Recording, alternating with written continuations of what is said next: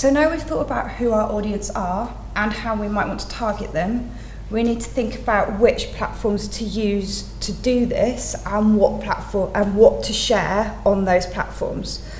So you're most likely to be using either social media, blogs, or websites. And there are different things that you might use each platform for. So social media you might use to express your thoughts and opinions. So this could be in your research area or it could be personal.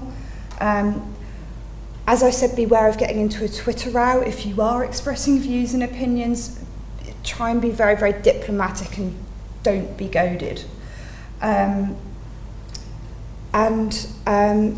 It's important to remember as well that in all online communications, whether professional or personal, you are still technically a representative of the institution. And as I said before, if you wouldn't say it in public, don't say it on Twitter.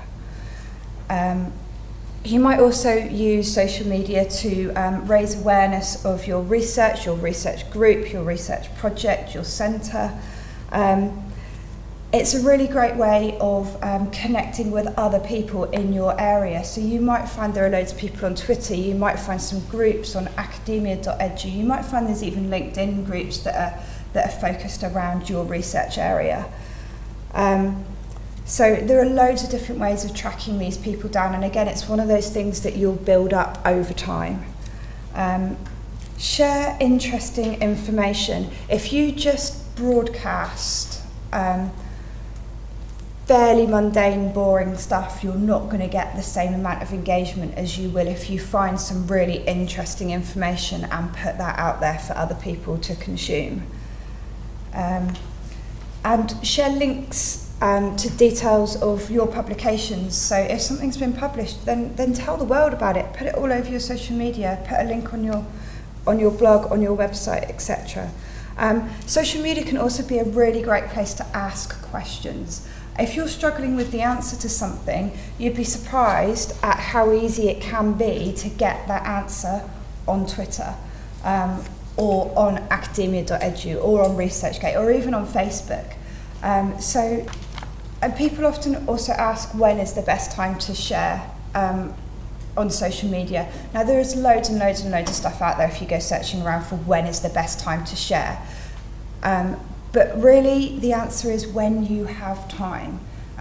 Social media is something that can be carried around with you in your pocket, on your phone, on your tablet, and it can be accessed wherever you are. So you could be in the queue in the post office or in the waiting room at the doctor's. You could just have a spare 5 minutes while you're waiting for a friend to turn up. Well, I would argue that they're probably the best times for you to be doing your social media, those little snippets of time that might otherwise be dead time. It's really easy just to flick open your phone and have a quick look down your Twitter feed. If you don't have the internet on your phone, is it better to do it sort of morning or evening? It really depends on your subject area. I don't know if it's still free. There used to be a really good free site called Social Bro, where you could go and put in your Twitter account and it would tell you what time of day is the best for you to tweet. So when I did it with our research account, for example, it told me that the best time for me to send anything out was between 10 and 4, but before 3 o'clock on a Friday. Which kind of fits with the kind of people that we're talking to, because that's when they're in the office or looking at things.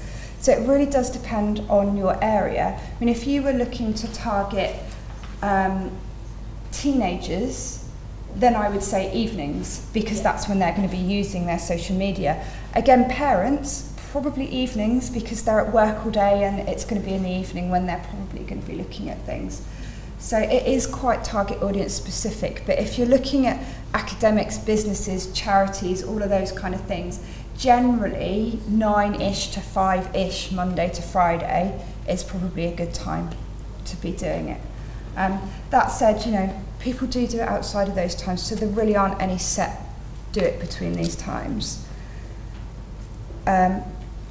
And I would also say that with social media, you will probably want to think about 20 minutes-ish a day to be keeping a really good, lively presence going. That said, if you're doing it in a professional, personal capacity, don't feel like you do have to do it every day. I stand up here and I tell people, you know, oh, you should be doing it every day, and then I realise that I haven't tweeted anything for 2 weeks. So, you know, if it's a personal thing, then just keep on top of it and don't let it get really stagnant and out of date.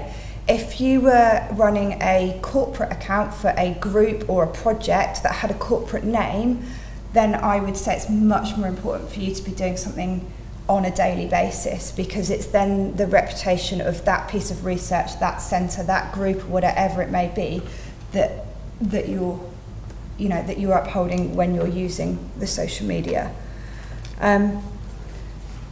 So if you also had a blog, blogs can help you with all of the things that we've looked at with social media. It can also help you establish yourself as an expert, and it can provide you with somewhere to host the content that you might want to share on social media. There's loads of different things you can do with a blog. So a blog content might include a critique of a paper or a book that's in your research area, so something that's come out that you might want to share your views on. It could be a comment on current affairs that in some way relate back to your subject area. Blogging about something that's in the news that's got everyone talking can be a great way of driving traffic to your site. There was an example in Exeter where shortly after Nelson Mandela died, our Centre for Global History blog wrote a blog about what his contribution to history may be. And that actually got quite a lot of sharing, because it was very current, it was very topical. So the amplification of that was really good because they timed it really well with a news event, and also because it was content that was interesting and it wasn't just about piggybacking off the fact that somebody had died. You can get guest posts from others in your research area, so you can ask them to contribute something of interest to your blog. They don't necessarily need to work for your institution, they don't even necessarily need to be in the UK. The only caveat really is that it's relevant to your target audience. You might want to blog a personal perspective of something in your area of expertise. So there might be something that's happened, there might be something that's newsworthy that may perhaps not be quite national newsworthy, but is newsworthy in your area that you want to talk about. Or you may just want to talk about what happened at work today. Or your observations of some field work that you've been doing.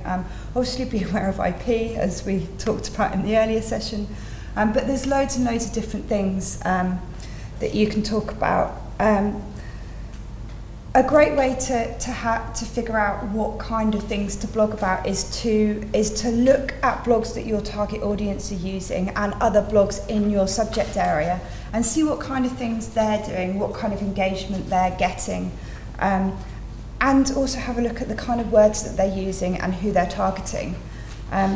There are also opportunities to write one-off blogs for larger websites. So The Conversation, for example, is a blog site that academics can contribute to and do contribute to.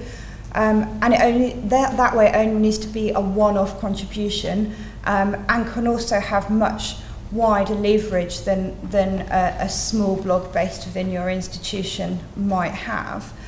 So it's always worth investigating those kind of things. I mean, I've seen loads of academic stuff on The Conversation. I've seen a bit on the Huffington Post, and there's plenty of other of those kind of things out there that you could potentially be contributing to. I say if you've got a blog, then try to update it roughly once a week, once a fortnight-ish. You don't want to be leaving it so long that it stagnates and it looks as though nobody's updating it anymore. So a regular flow of content, even if it's just a sentence that says, been really busy lately, haven't had a chance to do this, or something similar. And it's also important to remember that blogs can be personal or they can be professional. So it could be a blog with the title of your research group, or it could be personal, and you could be blogging in an entirely personal capacity about your research and the kind of work that you're doing. So websites can help you do pretty much all of the things that social media and blogs can do, and a little bit more. So they can help you to raise awareness of your research, your group, your centre, your project. They can provide a platform for you to post interesting information that you then want to share. You can list your publications on your website, and it can help you establish yourself as an expert in your area. But websites can also provide you with the space to give much more in-depth information about your research area, what you're looking at, etc. They can present your information in a much more professional way that gives you the kudos of the university brand, obviously if it's an institutionally branded website. Having a university URL as well, exeter.ac, bristol.ac, whatever it may be, is really good when it comes to Google search rankings. All domains are given what's called a domain authority by Google, and that it's based on how trustworthy Google deems the domain to be, and universities instantly get a 10, which is the top marks because they're a university. So having a university hosted website can actually be really good for search engine optimization. But beware if you're setting up a website that they do need a little bit more thought and planning than you do with a blog or a social media, which to a large extent can be a little bit of trial and error. You'll need to have, before you start, a really clear idea of what you want to achieve, a clear idea of what content you will need to create in order to achieve those goals. We've talked about target audience. Again, you'll need a really clear idea of who they are and why they're coming to your website, and what you want them to do when they get there. And you'll also need to have a bit more thought and planning around the navigational structure of your website and the keywords that you use and things like that. So it's not quite as easy as setting up a blog or a social media presence, but it does potentially give you a little bit more lift.